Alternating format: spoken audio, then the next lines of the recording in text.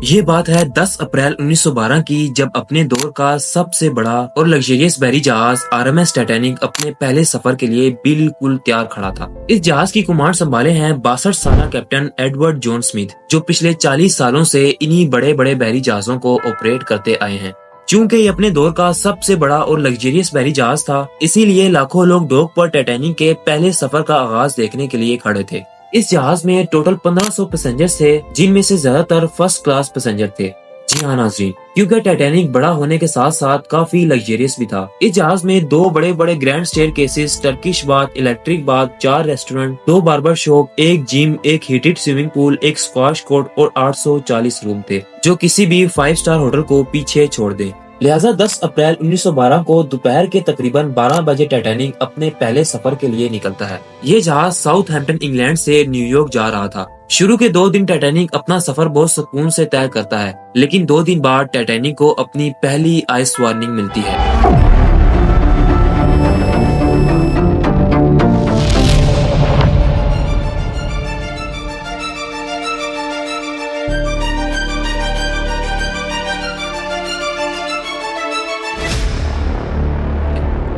رئیس tube کی video میں آپ سب کو خوش آمدید۔ 31 مارچ 1912 یہ وہ دن تھا جب اپنے دور کا سب سے بڑا اور مضبوط ترین بحری جہاز RMS ٹائٹینک کی کنسٹرکشن پوری طرح سے کمپلیٹ ہو چکی تھی۔ لہٰذا اب باری تھی اس جہاز کی مارکیٹنگ کی۔ مختلف پلیٹ فارمز اور اخبارات میں ٹائٹینک کے ایڈ چھپوائے گئے، جن کی ہیڈنگ تھی انسنکیبل ٹائٹینک، یعنی کبھی نہ ڈوبنے والا جہاز بنا لیا گیا ہے۔ اس جہاز کو وائٹ سٹار لائن کمپنی نے بنایا تھا، جس کے وائس پریزیڈنٹ نے اوپنلی دعویٰ کیا تھا کہ یہ جہاز انسنکیبل ہے، یعنی اس جہاز میں ایسے سیفٹی فیچرز کا استعمال کیا گیا ہے جو اسے کبھی بھی ڈوبنے نہیں دیں گے۔ لہٰذا ٹائٹینک کے ٹکٹس اب دھڑا دھڑ بکنے لگے۔ اس کی اکانومی کلاس میں سفر کرنے کی قیمت $30، جبکہ فرسٹ کلاس میں سفر کرنے کی قیمت $150 تھی، جو آج کے $4800 بنتے ہیں۔ 10 اپریل 1912 اپنے دور کا سب سے بڑا اور لگژریس بحری جہاز RMS ٹائٹینک اپنے پہلے سفر پر نکلتا ہے۔ جہاز کے کیپٹن کو کمپنی کی طرف سے ڈیڈ لائن دی گئی تھی کہ 17 اپریل یعنی 7 دنوں کے اندر ٹائٹینک کو نیو یارک پہنچنا ہے۔ چونکہ یہ ٹائٹینک کا پہلا سفر تھا اور اگر ٹائٹینک ٹائم سے نیو یارک نہ پہنچا تو اس کی ریپوٹیشن کو کافی نقصان ہوتا۔ لہٰذا کیپٹن سمتھ نے شروع سے ہی ٹائٹینک کی سپیڈ کو بہت تیز رکھا تھا۔ اپنے سفر پر روانہ ہونے کے صرف 2 دن بعد ٹائٹینک کو اپنی پہلی آئس وارننگز ملنا شروع ہو جاتی ہیں، یعنی جس اٹلانٹک اوشن سے گزر کر ٹائٹینک نیو یارک جا رہا ہے، وہاں رستے میں بڑے بڑے آئس کے پہاڑ موجود ہیں۔ عام طور پر اکثر بحری جہازوں کو سمندر میں بڑے بڑے آئس برگ کا سامنا کرنا پڑتا ہے، لہٰذا یہ ایک نارمل بات تھی جسے بحری جہاز آسانی سے ہینڈل کر لیتے تھے۔ مگر ٹائٹینک کے کیس میں سچویشن ٹوٹلی الگ تھی۔ جی ہاں ناظرین، کیپٹن سمتھ ان وارننگز کو اتنا سیریسلی نہیں لیتے اور ایسے ہی 40 کلومیٹر پر آور کی سپیڈ سے آگے بڑھتے رہتے ہیں۔ لہٰذا اب ٹائٹینک کو چلتے ہوئے 4 دن گزر چکے تھے۔ یہ 14 اپریل 1912 کی رات تھی اور اس دن سمندر میں ہر جگہ دھند چھائی ہوئی تھی۔ نہ صرف دھند بلکہ اس رات چاند بھی باہر نہیں آیا تھا، جس وجہ سے ویزیبلٹی کافی کم تھی۔ کیپٹن سمتھ اپنے 2 کریو ممبرز کو جہاز کے کروز نیس میں بھیج دیتے ہیں تاکہ اگر جہاز کے سامنے کوئی رکاوٹ آ جائے تو یہ دور سے ہی دیکھ کر کیپٹن کو انفارم کر سکیں۔ اس رات ٹیمپریچر 0 ڈگری سیلسیس تھا اور ٹھنڈی ہوائیں بھی کافی تیز سپیڈ سے بہ رہی تھی، جس وجہ سے ان دونوں کریو ممبرز کو کافی ٹھنڈ کا سامنا کرنا پڑ رہا تھا۔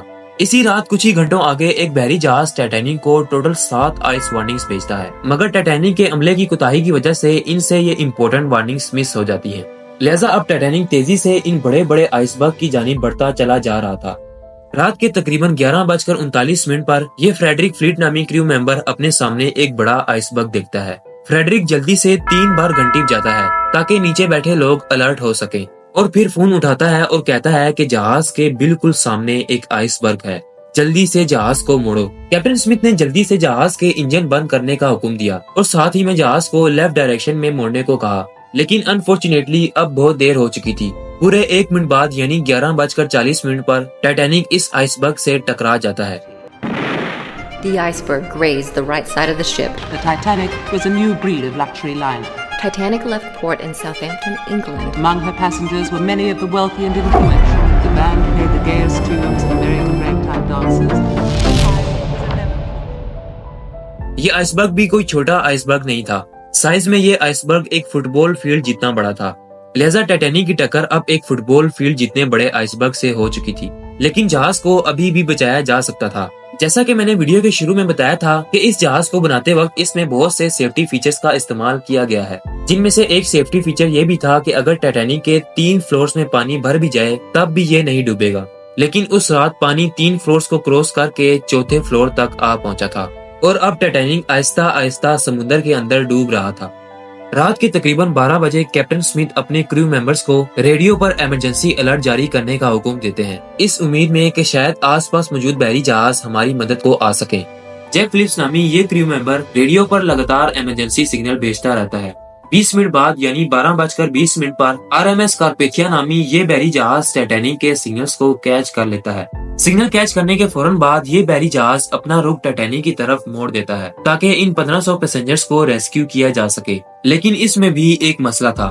جی ہاں ناظرین، RMS کارپیتھیا کو ٹائٹینک تک پہنچنے میں تقریباً 3.5 گھنٹے کا وقت لگنا تھا، مگر ٹائٹینک کے پاس اتنا وقت نہیں تھا کہ وہ 3.5 گھنٹوں تک پانی کے اوپر کھڑا رہ سکے۔ لہٰذا اسی بیچ کیپٹن اسمتھ پیسنجرز کو ایویکویٹ کرنے کا آرڈر جاری کر دیتے ہیں۔ جہاز میں اب ہر طرف ہلچل مچ چکی تھی، ہر شخص ان لائف بوٹس میں بیٹھ کر اپنی جان بچانا چاہتا تھا۔ یہاں پر میں آپ کو ٹائٹینک کی ایک ایسی غلطی کے بارے میں بتاتا چلوں جو اگر نہ کی جاتی تو اس رات کئی لوگوں کی جان بچائی جا سکتی تھی۔ جی ہاں ناظرین، جہاز میں کم سے کم 32 لائف بوٹس رکھنے کی کیپیسٹی تھی، لیکن کوتاہی کی وجہ سے صرف 20 بوٹس کو ہی جہاز میں رکھا گیا تھا اور ہر شخص چاہتا تھا کہ وہ ان گنی چنی بوٹس میں بیٹھ کر اپنی جان بچا لے، مگر ابھی بھی کئی لوگوں کی جان بچائی جا سکتی تھی اگر ٹائٹینک کا عملہ یہ غلطی نہ کرتا۔ جلد بازی کی صورت میں لائف بوٹس کو پورا بھرے بغیر ہی پانی میں اتار دیا گیا تھا، یعنی اگر لائف بوٹ میں 65 لوگوں کی جگہ ہے تو صرف 28 لوگوں کو ہی بٹھا کر پانی میں اتار دیا گیا تھا، اور ان میں سے بھی زیادہ تر فرسٹ کلاس پیسنجر تھے۔ رات کے تقریباً 2:05 پر آخری لائف بوٹ کو سمندر میں اتارا جاتا ہے اور اگلے ہی لمحے 2:20 پر یہ جہاز 2 ٹکڑوں میں ٹوٹ جاتا ہے۔ یوں ٹائٹینک کو ڈوبنے میں ٹوٹل 2 گھنٹے 40 منٹ کا وقت لگتا ہے۔ کیپٹن اسمتھ وہ آخری شخص تھا جس نے ڈوبتے جہاز سے چھلانگ لگائی تھی۔ کہا جاتا ہے کہ اس رات مرنے والوں کی تعداد 1500 سے بھی زیادہ تھی۔ جی ہاں ناظرین، اصل میں جس شخص کی جہاز کے عملے سے واقفیت تھی وہ بنا ٹکٹ کے ہی جہاز میں سوار ہوا تھا۔ امید کرتا ہوں کہ رئیس ٹی وی کی یہ ویڈیو بھی آپ کو بے حد پسند آئی ہوگی۔ نیوکلیئر سب میرین کو آخر دنیا کی سب سے ڈیڈلی ویپن کیوں کہا جاتا ہے، یہ جاننے کے لیے آپ اس ویڈیو کو دیکھ سکتے ہیں۔ ملتے ہیں رئیس ٹی وی کی نئی آنے والی ویڈیو میں، تب تک کے لیے اللہ حافظ۔